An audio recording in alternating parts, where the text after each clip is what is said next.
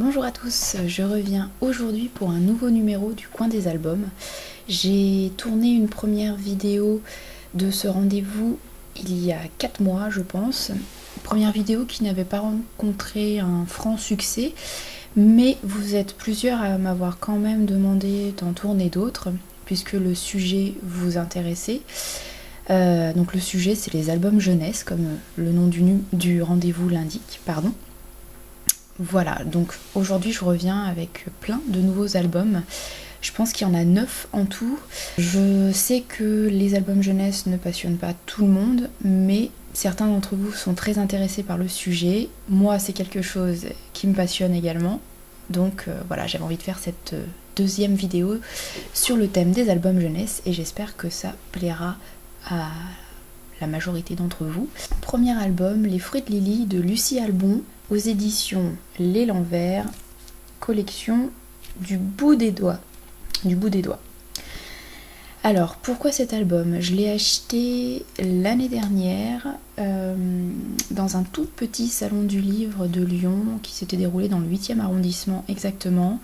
Je l'ai acheté puisque Lucie Albon était là, dédicaçait les albums et était là aussi pour un atelier pour les enfants.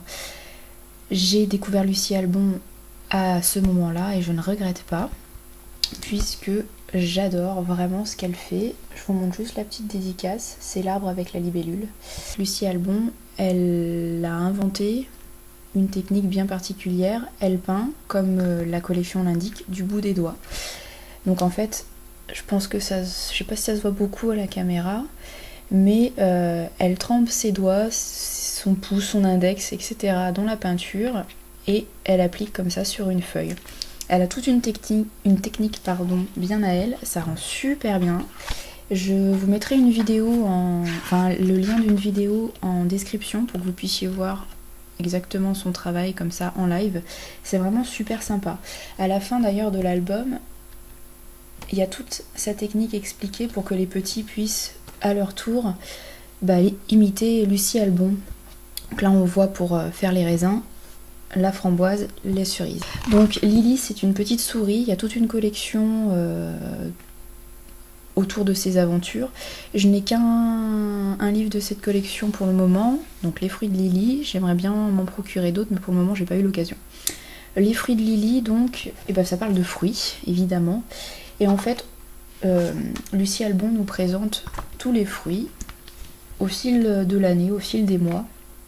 Et en fait, à chaque fois, en haut, on nous indique quand on peut déguster et quand on peut ramasser, selon les mois de l'année. Voilà, donc les cerises, les fraises, la poire, la pêche, etc. Donc non seulement c'est joli à regarder, la technique est super sympa, mais en plus, ça apprend des choses aux enfants et aux plus grands. Deuxième album, alors cette fois le format est beaucoup plus grand, immense même. Ça s'appelle Racontard de minuit et autres histoires de monstres de Philippe Lechermeyer et illustré par Claire de Gastold aux éditions Thierry Magnier. La particularité de ce très bel album, c'est qu'en fait on part des illustrations pour construire l'histoire. Donc ce qui peut donner un petit côté décousu et un petit peu brouillon à l'intrigue, puisque l'auteur a dû construire son histoire à partir des illustrations qui étaient déjà créées. Voilà, c'est le côté un petit peu... le petit bémol, disons, de cet album. À côté de ça, les illustrations sont vraiment magnifiques. C'est dommage à la caméra, ça se voit pas beaucoup. Le ciel est étoilé, c'est super beau. Enfin, vraiment, là, pour le coup, les illustrations, c'est vraiment de vraies œuvres d'art. C'est de vrais beaux tableaux. Et ce qui est sympa, c'est qu'on part du thème des cauchemars et on le traite de façon assez humoristique, finalement. Les choses qui font peur peuvent être marrantes. On reste sur le thème des choses qui font peur avec Je suis le cauchemar de Frédéric Maupaumé et illustré par Laure Dufay aux éditions Flammarion Père Castor. Donc là, on est dans le même thème que l'album précédent, mais pas pour le même public et pas présenté du tout de la même façon. Là, c'est vraiment un album qui est destiné aux 2-3 ans. Donc déjà dans l'objet livre, c'est complètement différent du précédent. C'est un petit format et les pages sont épaisses et cartonnées enfin ça se voit pas trop à la caméra, mais croyez-moi sur parole, pour que quand les petits de 2-3 ans touchent le livre, il n'y ait pas trop de dégâts. Voilà, donc là c'est vraiment une histoire de cauchemar pour les petits. Donc les dessins sont beaucoup plus simples, les couleurs ce sont les couleurs primaires, rouge, bleu et jaune, et évidemment pas mal de noir puisque ça se passe la nuit, ça se passe avec les cauchemars. Voilà, donc jolie petite histoire. Et là, si dans l'album précédent les histoires qui font peur étaient traitées de façon humoristique, dans ce petit album là, finalement les histoires qui font peur sont terrassées par la présence et l'amour des parents. Voilà. Après le thème du cauchemar, qui revient assez souvent dans les albums pour enfants, et c'est un thème que j'aime beaucoup, je vais vous présenter un petit ouvrage sur un thème qui revient aussi très souvent dans les albums jeunesse, c'est la rentrée scolaire. La rentrée qui est un moment difficile pour beaucoup d'enfants, mais pas que. Quand on est adulte, la rentrée c'est toujours aussi difficile. Voilà. Donc là, c'est Ma rentrée chez Rose, de Nadine Brincos, mais illustrée par Annette Marna, aux éditions Flammarion chez Père Castor. Donc contrairement à l'album précédent qui était pour les enfants de 2 et 3 ans et donc qui était cartonné, là on a un album pour des enfants un peu plus grands, donc qui est beaucoup plus souple et où il y a pas mal de textes en fait.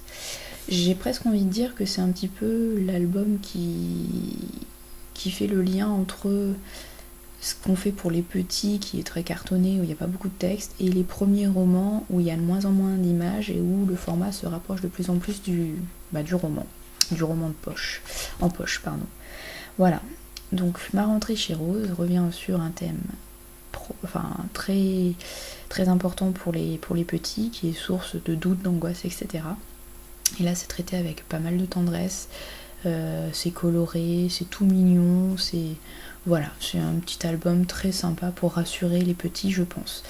Alors pour l'histoire, c'est une petite fille qui rentre en dernière section de maternelle, donc chez les grands, et depuis qu'elle est toute petite, en fait, elle attend cette rentrée avec impatience puisqu'elle sait que la maîtresse des grands s'appelle Rose et elle adore cette maîtresse. Sauf que le jour de la rentrée, on lui apprend que Rose est partie à la retraite et que c'est une nouvelle maîtresse qui va le remplacer. Donc la petite fille est complètement perdue, pas du tout contente. Les enfants, ça a besoin de beaucoup de points de repère, etc. D'ailleurs, c'est assez amusant, mais je me souviens l'année dernière, vous avez des enfants, ils ont des phases en fait, et pendant 2 mois, quand ils venaient à la bibliothèque, malgré les centaines d'albums qu'il pouvait y avoir, ils vont en prendre un, et pendant 2 mois, ils vont lire le même, parce qu'ils ont besoin d'être rassurés, etc. Et voilà. Donc les enfants, dès qu'on leur change un petit peu leurs habitudes, ça les angoisse, etc. Enfin, je dis les enfants, mais c'est un peu mon cas aussi. Pourtant, j'ai passé les 4 ou 5 ans, mais bref. Voilà, donc là c'est traité avec pas mal de tendresse. C'est assez coloré aussi bien dans le texte que dans les illustrations. Quand je dis que c'est coloré, c'est que le texte revient pas mal sur les couleurs, c'est plutôt sympa. Et il y a aussi pas mal de jeux avec les sons, donc ça c'est aussi très sympa. Voilà, donc un petit livre joli à lire et à regarder qui rassurera petits et grands, je pense. Maintenant je vais vous parler de 5 albums qui n'ont pas été chroniqués encore par écrit. Ça devrait pas tarder, je pense, soit dans la journée, soit dans le week-end, j'espère. Et ces 5 albums ont la particularité de tous venir de la maison d'édition Nathan. Donc vous les avez peut-être déjà vus passer dans la précédente vidéo des acquisitions, puisque ces 5 albums font partie des derniers arrivés dans ma bibliothèque. En tout cas, ça fait pas très longtemps qu'ils sont là. Alors je commence par 2 albums d'une même collection qui mettent en scène un petit chat qui s'appelle Splat. Donc le chat en question, c'est le chat noir qui est là. Voilà, et c'est écrit par Rob Scotton. Écrit et illustré d'ailleurs. Donc ce sont des albums en petit format dur. Qu'est-ce que je peux vous dire d'autre ? Ça revient en fait, c'est toute une collection qui met en scène donc le petit chat, Splat, et ce petit chat vit plein d'aventures. qui ressemble un peu à ce que peuvent vivre les enfants au quotidien. Donc les enfants vont à la fête foraine, vont à la mer. Vous avez très certainement des numéros qui parlent de la rentrée scolaire, des cauchemars, voilà, du quotidien des petits. Et c'est toujours intéressant pour les enfants de voir que des personnages, notamment des animaux, vivent ce qu'ils peuvent vivre dans leur quotidien, ça les rassure, c'est plus amusant, etc. Voilà. Là, en fait, on a une succession de scènes.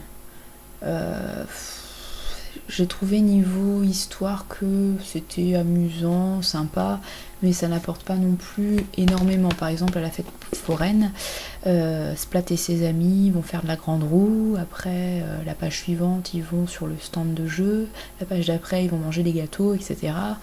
Voilà, c'est pas hyper passionnant. Ça reste amusant, mais sans plus.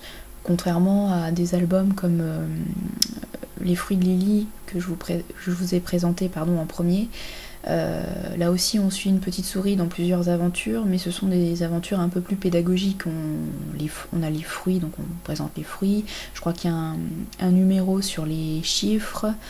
Voilà, c'est un peu plus riche, un peu plus pédagogique que Splat à la fête foraine qui nous dit juste qu'il va faire de la grande roue et manger des gâteaux. Et j'ai envie de dire que les dessins c'est un peu pareil. C'est assez moderne, c'est assez amusant. Ça me fait beaucoup penser aux dessins animés qu'on peut voir maintenant à la télé. Mais je sais pas, je suis pas non plus hyper fan. C'est joli, mais sans plus.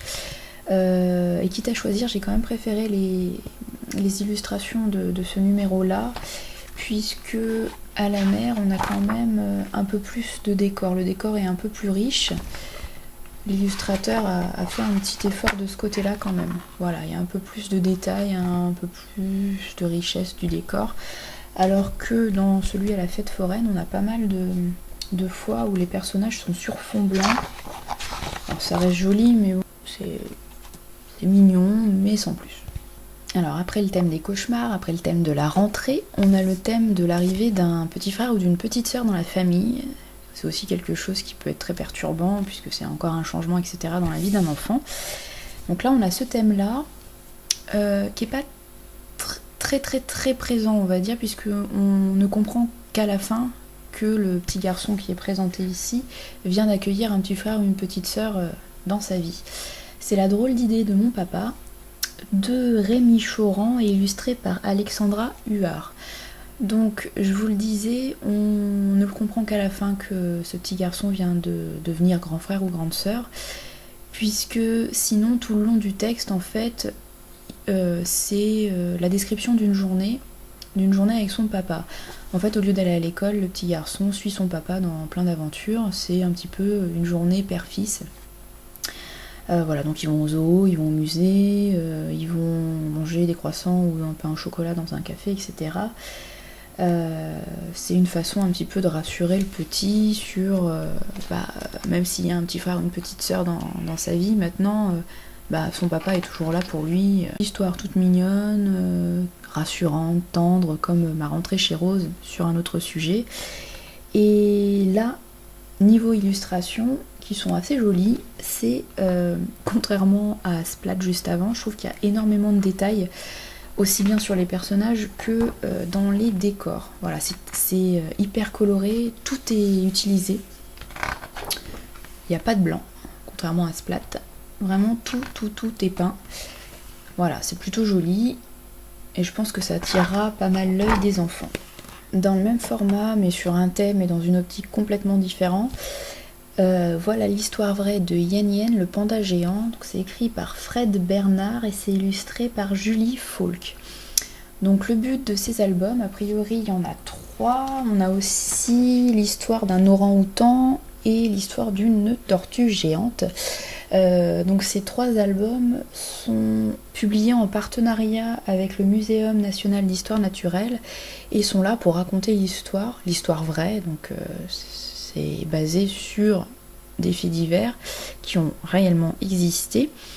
Voilà, l'histoire d'animaux un petit peu hors du commun, d'animaux exceptionnels. Donc là, l'histoire de Yen Yen, donc le petit panda, enfin le petit qui est géant à la fin, qui est né en Chine et qui est offert avec un de ses compagnons à la France. Donc il est rapatrié en France avec son compagnon. Au début on croit que c'est une fille qui s'appelle Lily.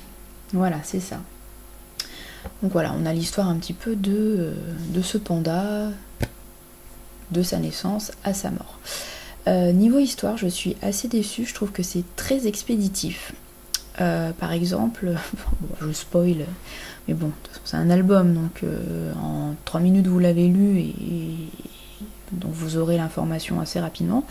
En fait, Lily, le panda qui est rapatrié avec Yan Yan en France, est malade et meurt quelques jours après son arrivée en France dans le zoo de Vincennes. Et en fait, enfin vraiment, c'est balancé comme ça. Je vais essayer de vous retrouver la phrase, mais c'est très expéditif et enfin, c'est pas du tout émouvant du tout. Alors que ça devrait l'être, mais alors là, on passe dessus comme ça, vite fait. Voilà, malgré toute l'attention des soigneurs et de Marivonne, la vétérinaire du zoo, il maigrit et finit par mourir. Tout le monde est très triste. Yan Yan vit désormais sans Lily, mais cela ne le dérange pas. Voilà. Donc c'est comme ça. Et à la fin, pareil, pour la mort de Yan Yan, parce qu'il finit par mourir, hein, évidemment, on passe de, je vais vous dire, Yan Yan a vieilli, maintenant il passe toutes ses journées dans les arbres, à 4 mètres de haut, tout comme il le ferait dans sa forêt natale. Yan Yan est mort à près de 30 ans, c'est un grand âge pour un panda. Voilà, on passe de l'un à l'autre, c'est hyper expéditif, je trouve qu'il n'y a pas vraiment de lien entre les phrases, entre les pages. Voilà, le texte m'a déçu. Par contre, niveau illustration, et je pense qu'on le voit assez bien sur l'illustration de couverture, je trouve que c'est super joli. Très très très très agréable à regarder, à parcourir, et je pense que ça plaira beaucoup aux enfants. Parce que bon, le panda, c'est un gros nounours. Hein. Bon, à côté de ça, ça nous apprend quand même quelques petites choses sur la vie du panda, ses habitudes, etc. Sur le fait que c'est un animal protégé, puisqu'il est en voie de disparition. Même un peu déçu par l'intrigue, enfin par l'intrigue entre guillemets, par l'histoire de la vie de ce panda, qui, je pense, aurait pu être mieux raconté, en tout cas avec plus d'émotion. Et je termine cette vidéo par un dernier album, également chez Nathan, mais alors là c'est un album particulier, c'est un album pop-up. Alors pop-up, ça veut dire qu'en fait on peut soit toucher parce qu'il y a de la fourrure, etc. Bon là c'est pas le cas ici, mais il y en a pas mal qui existent comme ça. Soit qu'on peut ouvrir, en fait c'est un album interactif si vous voulez. Hop. Donc apparemment c'est un album qui fait partie d'une collection. Toute cette collection est écrite par Oriane Lallemand et illustrée par Caroline Hu. Donc cet album-là, c'est Au secours, un monstre gluant. Je crois qu'il y a une histoire de loup, il y a une histoire de sorcière, etc. Tout est basé sur le même modèle et tout est en pop-up. Oriane Lallemand, vous la connaissez peut-être, c'est la célèbre auteure du loup chez les éditions Ozu. Le loup que j'adore et que je vais vous montrer d'ailleurs. Je chope un album, j'en ai plein. Voilà, c'est cette histoire, c'est ce loup-là qui est publié chez Ozu et qui est inventé par Oriane Lallemand. Vous connaissez peut-être plutôt le loup qui voulait changer de couleur. Voilà, que j'adore et que je vous conseille. Je vous présenterai toute la collection un de ces jours puisque je les ai quasiment tous. Il doit m'en manquer qu'un ou deux je pense, mais il en sort très régulièrement. Le loup qui voulait changer de couleur, c'est vraiment le premier et le plus sympa je trouve. Voilà, donc Oriane Lallemand s'est donc lancée dans une nouvelle collection d'histoires et c'est toujours aussi sympa, du moins au niveau du texte, parce que le loup c'est illustré par Éléonore Tuillier. Hélas, l'illustratrice, s'appelle Caroline Hu. Et même si c'est très rigolo, je préfère quand même les illustrations du loup que les illustrations de cette collection-là. Mais bon, ça reste quand même hyper sympa. Ça fait très dessin animé, vous voyez. Hop. Voilà, ça fait très dessin animé qu'on peut voir à la télé.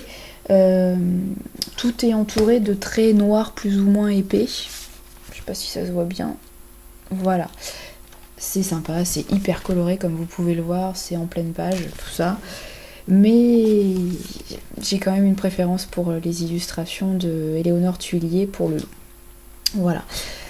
Donc l'histoire là c'est assez simple, c'est une petite fille qui doit sauver ses parents qui ont été enlevés par le monstre gluant, le monstre du placard.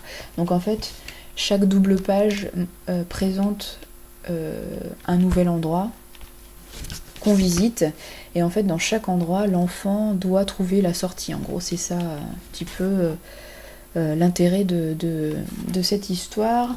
Donc il doit soit ouvrir des placards, soit tourner, vous voyez, c'est pas facile avec une main comme ça, soit tourner des petites roulettes, etc. Enfin bon bref, c'est tout l'intérêt du livre pop-up, c'est que c'est interactif et c'est très rigolo.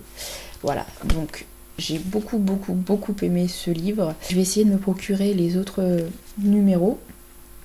Voilà, de la collection, vous avez Au secours une sorcière au nez crochu, Au secours un loup tout poilu ou Au secours un ogre glouton. Voilà. Je termine là cette deuxième vidéo au sujet des albums pour la jeunesse. J'espère que même si vous n'êtes pas fan d'albums au départ, ça vous aura quand même intéressé et ça vous donnera peut-être envie de vous pencher sur la question. En tout cas, j'essaierai de faire des vidéos sur ce thème assez régulièrement. J'attends d'avoir lu 4, 5, 6 albums quand même pour pouvoir vous les présenter tous d'un coup, puisque une vidéo sur un seul album de 3 ou 4 minutes, je pense que ça n'a pas beaucoup d'intérêt.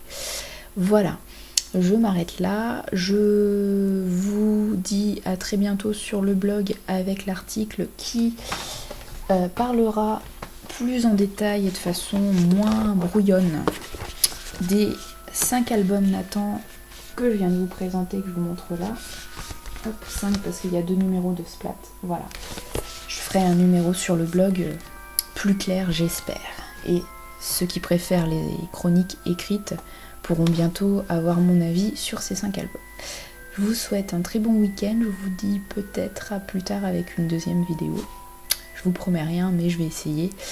Voilà, bonne lecture, bon 14 juillet, bonnes vacances à ceux qui ont la chance d'être en vacances et à très bientôt.